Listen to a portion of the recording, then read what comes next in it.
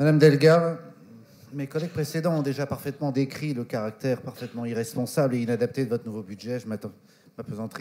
Je ne m'appesantisserai pas sur ce terrain.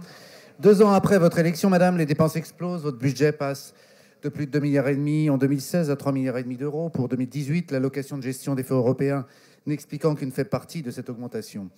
Dans le même temps, la capacité d'autofinancement s'effondre d'environ 30% en budget constant. À ce rythme, quelle sera la situation dans 4 ans au terme de votre mandat? On se le demande. Alors que la France croule sous le poids de la dette, vous continuez tête baissée, la même politique irresponsable de dépenses et d'endettement. Comment ne pas s'en émouvoir, car c'est l'avenir de nos enfants que vous hypothéquez. À la gestion de M. Malvy, qui n'avait pas fait grand-chose, succède donc la vôtre, faite de gesticulations médiatiques et d'agitation en toute direction, anarchique et désordonnée à grand renfort d'argent que nous n'avons pas ou plus. Et oui, madame, ne faites pas la grimace. Vous l'avouez vous-même en annonçant un emprunt d'ajustement budgétaire de près de 545 millions, soit plus de 15% du budget prévisionnel, pudiquement appelé dans vos rapports emprunt d'équilibre. Mais ne devrait-on pas plutôt l'appeler l'emprunt du déséquilibre? En gros, pour combler le trou abyssal de la dette que vous creusez pour les générations futures. La grosse ficelle que vous employez pour masquer votre responsabilité en vous plaignant de la baisse des dotations de l'État de 303 millions d'euros, je crois, en valeur cumulée depuis 2014, ne suffit pas à expliquer le nécessaire recours à l'emprunt. L'arme de crocodile, d'ailleurs, puisque vous avez soutenu ces mesures de réduction décidées par le président François Hollande, dont vous fûtes le ministre. La réalité est que l'argent de nos concitoyens a été consciencieusement dilapidé par 40 ans de gestion des socialistes, mais aussi de la droite molle en France. Comme le disait fort justement Mme Thatcher, le socialisme ne dure que jusqu'à ce que se termine l'argent des autres. La pression fiscale ayant atteint ses limites, il vous est donc maintenant essentiel d'emprunter pour masquer l'état de surendettement pitoyable dans lequel notre pays et notre région se trouvent maintenant. Les mauvaises habitudes de M. Allary, qui est devenu votre vice-président, continuent donc avec aussi peu de résultats que ceux de M. Malvy, qui vous a soutenu pour lui succéder.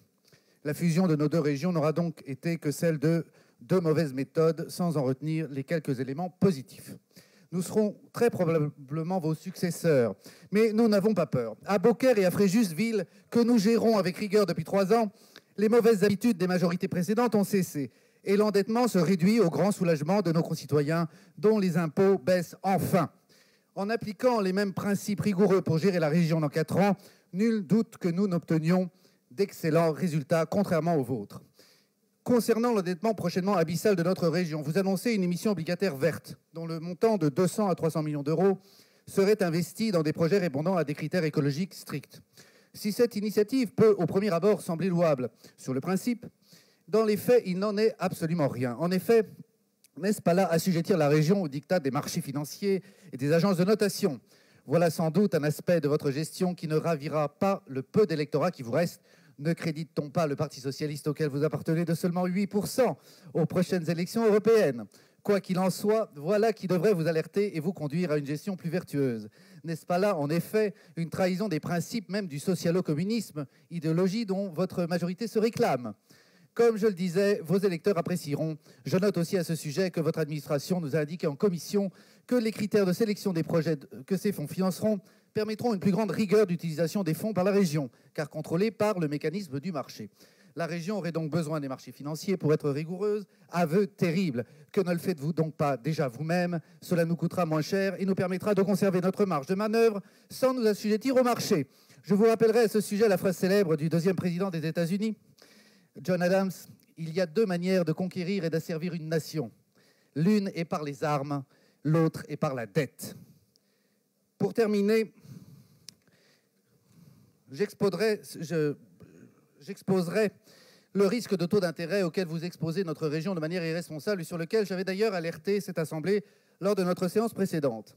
Risque considérable puisque notre endettement actuel, au 1er janvier, sera de 1,7 milliard, dont près de la moitié à taux variable, alors que vous n'avez mis en place aucune couverture contre le risque de taux. Vous nous parliez de budget offensif en introduction. Si les taux courts remontent brusquement, chanterez-vous toujours la même chanson? Vous ne devrez cependant vous en prendre qu'à vous-même et à votre incompétence. Une région n'a pas pour mandat de spéculer comme vous le faites sur les taux d'intérêt, mais de gérer son budget de façon prudente. La matérialisation d'un risque que vous avez pris sera donc entièrement de votre faute. Une fois de plus donc, et j'en termine avec cela, j'observe votre gestion calamiteuse, un manque total de direction, de rigueur et de vision, doublé d'une irresponsabilité chronique. Vous parliez dans votre introduction de budget offensif. C'est en fait un budget offensant. Nul doute que le peu d'électeurs qui vous reste ne vous sanctionne en ne reconduisant pas votre mandat dans 4 ans, et ce ne sera alors que justice.